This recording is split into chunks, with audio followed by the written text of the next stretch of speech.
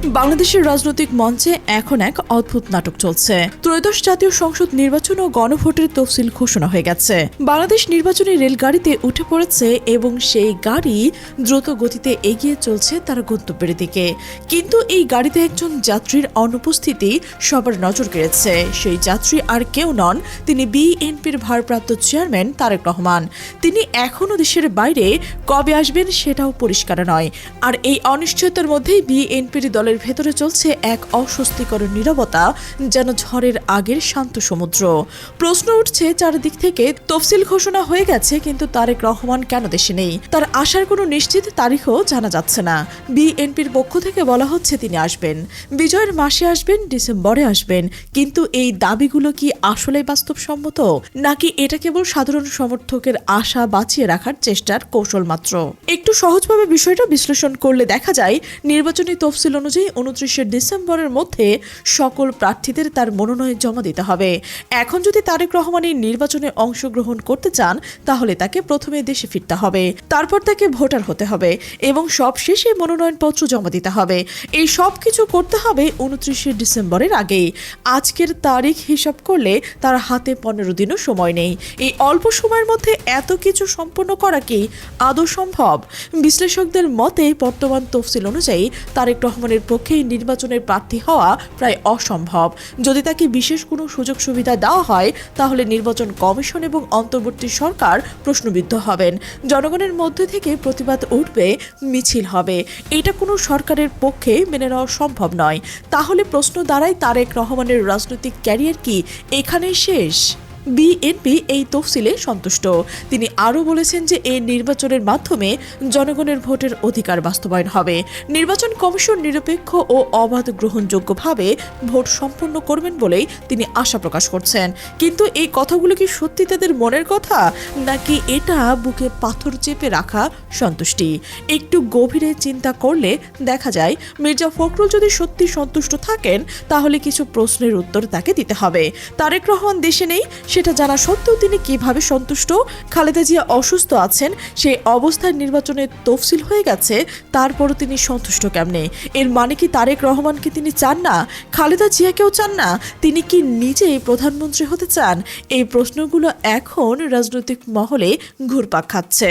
আরও মজার বিষয় হলো, বিএনপি পন্থী সামাজিক যোগাযোগ মাধ্যমে ব্যবহারকারীরা এই তফসিলকে নিয়ে ট্রল শুরু করেছেন। তারা প্রশ্ন তুলছেন, 12 ফেব্রুয়ারি কেন নির্বাচনের তারিখ? এই তারিখ তাদের পছন্দ হচ্ছে না। এর পেছনে কি অন্য কোনো উদ্দেশ্য রয়েছে? বিশ্লেষকদের ধারণা, বিএনপি হয়তো পুনঃতফসিল চেষ্টা করবে, নানা নাটক করবে, তারেক রহমানকে দেশে ফেরা অথবা তাকে ভোটার হওয়ার সুযোগ দেওয়াকে কেন্দ্র করে আন্দোলন করতে পারবে। কিন্তু এই চেষ্টা সফল হওয়ার সম্ভাবনা কতটুকু, সেটা নিয়েও সন্দেহ আছে। এখন দেখা যাক বিএনপির সামনে কি কি পথ খোলা রয়েছে। প্রথমত, যদি পুনঃতফসিল চেষ্টা ব্যর্থ হয়, তাহলে বিএনপি হয়তো তারেক রহমানের বদলে অন্য কাউকে সামনে আনতে পারবে। জাইমা রহমান অথবা জুবাইদা রহমানকে দলের নেতৃত্বে দেখতে পারবেন। এ একটা সম্ভাবনা অনেকেই আলোচনা করছে। দ্বিতীয়ত, আরও একটা শঙ্কার কথা বলা হচ্ছে, সেটা অত্যন্ত উদ্বেগজনক। কিছু বিশ্লেষক মনে করছেন, নির্বাচন পেছানোর জন্য বিএনপি যে কোনো পথ অবলম্বন করতে পারে। খালেদা জিয়ার বর্তমান স্বাস্থ্য পরিস্থিতি নিয়েও প্রশ্ন তোলা হচ্ছে। যদি কোনো দুর্ভাগ্যজনক ঘটনা না ঘটে, তাহলে সেটা কেন্দ্র করে নির্বাচন পেছানোর দাবি তোলা হতে পারে। এই ধরনের কথা শুনতে কঠিন হলেও রাজনৈতিক বাস্তবতায় এই সম্ভাবনা একেবারেই উড়িয়ে দেওয়া যায় না। বিএনপি পন্থী কিছু স্পেশাল মিডিয়া অ্যাক্টিভিস্ট এখন ইতিহাস টেনে আনছে। তারা দেখাচ্ছে যে অতীতে তফসিল ঘোষণার পরও নির্বাচন পেছানোর নজির রয়েছে। যেমন 2007 সালের 1/11-এর কথা তারা উল্লেখ করছেন। সেবার 21 জানুয়ারি ভোট হওয়ার কথা ছিল, কিন্তু 11 জানুয়ারি জরুরি অবস্থা জারি হলো এবং নির্বাচন স্থগিত হয়ে গেল। তারপর প্রায় 2 বছর পর নতুন করে নির্বাচন। শুধু তাই নয়, শেখ হাসিনা আমলেও পুনঃতফসিলের উদাহরণ আছে বলে তারা দাবি করছেন। 2018 সালে একাদশ জাতীয় সংসদ নির্বাচনের কথা তারা স্মরণ করিয়ে দিচ্ছেন। সেবার প্রথমে 23 ডিসেম্বরে নির্বাচনের তারিখ নির্ধারণ করা হয়েছিল। সম্ভবত 2018 সালের 8 নভেম্বর এই তফসিল ঘোষণা করা হয়েছিল। কিন্তু বিএনপি এবং তার মিত্র দলগুলো প্রথমে নির্বাচনে অংশগ্রহণ করবে না বলে ঘোষণা দিয়েছিল। পরে ভারতের মধ্যস্থতায় তারা ডক্টর কামাল হোসেনের নেতৃত্বে জাতীয় ঐক্য ফ্রন্ট গঠন করে নির্বাচনে অংশগ্রহণ নিতে রাজি হয়। এই কারণে কারণে পুনর্তফসিল করা হয়েছিল এবং নির্বাচনের তারিখ 30 ডিসেম্বর নির্ধারণ করা হয়েছিল। বিএনপির আমলেও এরকম উদাহরণ আছে বলেই তারা বলছেন। 1995 সালে ষষ্ঠ জাতীয় সংসদ নির্বাচনের আগে 3 বার পুনর্তফসিল হয়েছিল। এমনকি 1979 সালেও রাষ্ট্রপতি জিয়াউর রহমানের অধীনে আয়োজিত নির্বাচনের তারিখও পেছানো হয়েছিল বলে দাবি করা হচ্ছে। এইসব ইতিহাস সামনে এনে বিএনপি পন্থীরা কি বোঝাতে চাইছে? তারা কি বলতে চাইছে যে এবারও নির্বাচন পেছানো সম্ভব, নাকি তারা মানসিকভাবে প্রস্তুতি নিচ্ছেন কোনো বড় ঘটনা ঘটানোর জন্য? বিএনপির কর্মীদের মধ্যে দুটি ধারণা এখন স্পষ্ট হয়ে উঠেছে। একদল আছে যারা সফট অ্যাক্টিভিস্ট, তারা সামাজিক যোগাযোগ মাধ্যমে সক্রিয়, তারা নানান তথ্য প্রচার করছেন, ইতিহাস তুলে ধরছেন, তফসিল নিয়ে প্রশ্ন তুলছেন, কিন্তু মাঠে তেমন সক্রিয় দেখা যাচ্ছে না। আরও একদল রয়েছেন যারা সিরিয়াস অ্যাক্টিভিস্ট, তারা এখনও অপেক্ষায় আছেন, সময় সুযোগ বুঝে তারা মাঠে নামবেন বলে জানা যাচ্ছে। এই পরিস্থিতিতে একটা প্রশ্ন সবার মনে ঘুরপাক খাচ্ছে, বিএনপি কি আসলে এই নির্বাচনে অংশ নিতে চায়, নাকি তারা কোনো না কোনো অজুহাতে নির্বাচন বানচাল করার চেষ্টা করবে? অতীতে বিএনপির নানান কর্মকাণ্ডের ইতিহাস রয়েছে, জ্বালাও পোড়াও, হরতাল, অবরোধ, নাশকতা, এসবের অভিজ্ঞতা এই দলের রয়েছে। তাই অনেকেই সতর্ক আছেন, কিন্তু বিশ্লেষক মনে করছেন দেশের বড় ধরনের কোনো নাশকতা ঘটিয়ে বিএনপি হয়তো নির্বাচন পেছানোর চেষ্টা করতে পারে। যদি কোনো বড় ঘটনা ঘটে, যদি কোনো প্রার্থী আক্রান্ত হন বা নিহত হন, তাহলে সেই অজুহাতে তারা বলতে পারবে যে এই পরিস্থিতিতে নির্বাচন সম্ভব নয়, কিছুদিন পেছানো হোক। এই ধরনের নাটকের আশঙ্কা অনেকেই করছেন। তবে এই ধরনের যে কোনো ষড়যন্ত্র ব্যর্থ হবে বলে মনে করছেন অধিকাংশ বিশ্লেষক। তারা বলছেন কোনো ব্যক্তির জন্য বাংলাদেশের যাত্রা থেমে থাকতে পারবে না। তারেক রহমান আসুক বা না আসুক, নির্বাচনের তফসিল অনুযায়ী হতে হবে। দেশের গণতান্ত্রিক প্রতিক্রিয়া একটা নির্দিষ্ট পথে এগিয়ে যাচ্ছে এবং সেই পথ থেকে বিচ্যুতি হওয়ার কোনো সুযোগ নেই। এই মুহূর্তে জাতির সামনে বড় একটা প্রশ্ন হলো, তারেক রহমানের অধ্যায় কি সত্যি শেষ হতে চলেছে? তিনি দেশে নেই, ভোটারও নন। তফসিল অনুযায়ী তার পক্ষে নির্বাচনে অংশগ্রহণ নেওয়া অসম্ভব। তারা কি তারেক রহমানকে ছাড়া নির্বাচনে যাবে, নাকি অন্য কাউকে সামনে আনবে, নাকি কোনো নাটক সাজাবে নির্বাচন বানচাল করার জন্য? মির্জা ফখরুলের বক্তব্য বিশ্লেষণ করলে দেখা যায় তিনি এক ধরনের দ্বৈত অবস্থান নিয়েছেন। একদিকে তিনি বলছেন তফসিলে সন্তুষ্ট, অন্যদিকে তার কথায় সেই উৎসাহ উদ্দীপনা নেই যে একটা বড় দলের নির্বাচনী প্রস্তুতিতে থাকা উচিত।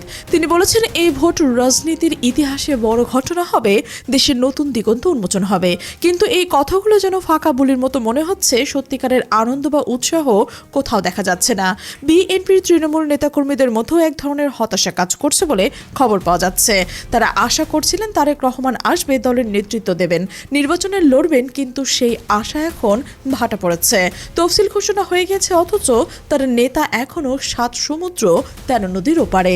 এই পরিস্থিতিতে বিএনপির দলের ভেতরে কোন্দল বাড়তে পারে বলেও অনেকেই মনে করছেন। কিন্তু যারা দীর্ঘদিন ধরে দলের জন্য কাজ করছেন, মাঠে পড়ে আছেন, তারা হয়তো ভাবছেন তাদের মূল্যায়ন করা হচ্ছে না। অন্যদিকে যারা লন্ডনে বসে নির্দেশ দিচ্ছেন, তারা মাঠের বাস্তবতা বুঝতে পারছেন না। এই দূরত্ব দলের জন্য ক্ষতিকর হতে পারে।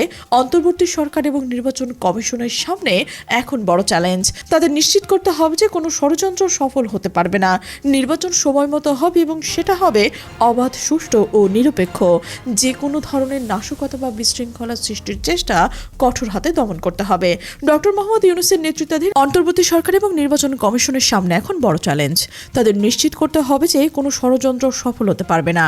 নির্বাচন সময় মতো হতে হবে এবং সেটা হতে হবে অবাধ, সুষ্ঠু এবং নিরপেক্ষ। যে কোনো ধরনের নাশকতা ও বিশৃঙ্খলা সৃষ্টির চেষ্টা কঠোর হাতে দমন করতে হবে। ডক্টর মোহাম্মদ ইউনূসের নেতৃত্বাধীন অন্তর্বর্তী সরকারের এই বিষয়ে সচেতনতা রয়েছে বলে জানা গেছে। তারা নির্বাচনের প্রক্রিয়া সম্পূর্ণভাবে সম্পন্ন করার জন্য সব ধরনের পদক্ষেপ নিচ্ছেন। আইন শৃঙ্খলা বাহিনীকে সতর্ক করছেন, তারা কোনো ধরনের অপ্রীতিকর ঘটনা যেন না ঘটে সেদিকে নজর রাখছেন। জামাত ইসলামের ভূমিকাও এই মুহূর্তে গুরুত্বপূর্ণ। তারা বিএনপির মিত্র দল। বিএনপি যদি কোনো নাটক করতে চায়, তাহলে জামাতের সহযোগিতা ছাড়া সেটা সম্ভব নয়। তাই জামাতকেও সজাগ থাকতে হবে এবং গণতান্ত্রিক প্রক্রিয়ার পক্ষে অবস্থান নিতে হবে। সাধারণ মানুষ এখন অপেক্ষায় আছে, তারা একটি সুষ্ঠু নির্বাচন চান। তারা চান তাদের ভোটাধিকার প্রয়োগ করতে। দীর্ঘ সময় ধরে তারা এই অধিকার থেকে বঞ্চিত ছিলেন। এবার তারা সেই সুযোগ পেতে চান। কোনো দল বা ব্যক্তির স্বার্থে যেন এই প্রক্রিয়া বিঘ্নিত না হয়, সেটা তাদের প্রত্যাশা। আগামী কয়েক সপ্তাহ অত্যন্ত গুরুত্বপূর্ণ। এই সময়ের মধ্যে অনেক কিছুই ঘটে যেতে পারে। তারেক রহমান কি আসবেন? বিএনপি কি কোনো নাটক সাজাবে? নির্বাচন কি সময় মতো হতে পারে? এসব প্রশ্নের উত্তর খুব শীঘ্রই পাওয়া যাবে। তবে একটা কথা পরিষ্কার, বাংলাদেশ এগিয়ে যাবে, কোনো ব্যক্তি বা দলের জন্য দেশ থেমে থাকবে না। গণতন্ত্রের চাকা ঘুরবে এবং জনগণের ইচ্ছাই শেষ পর্যন্ত বিজয়ী হবে। এটাই ইতিহাসের শিক্ষা, এটাই বাস্তবতা। প্রিয় দর্শক, সার্বিক এই পরিস্থিতিতে আপনি কি মনে করছেন? অবশ্যই কমেন্টে আপনার মতামত জানাবেন।